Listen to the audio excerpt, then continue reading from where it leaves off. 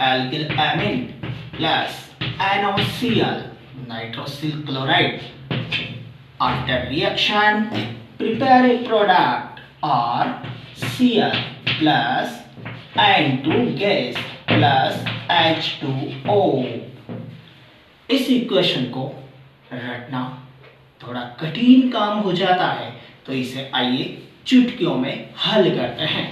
RNH2, इसकी reaction हमने किससे करवाई? NaCl से। N को N के नीचे लिखो, OCl।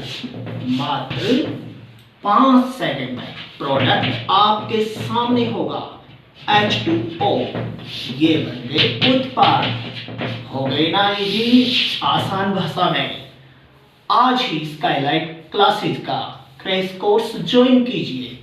मोबाइल नंबर, कॉन्टैक्ट नाम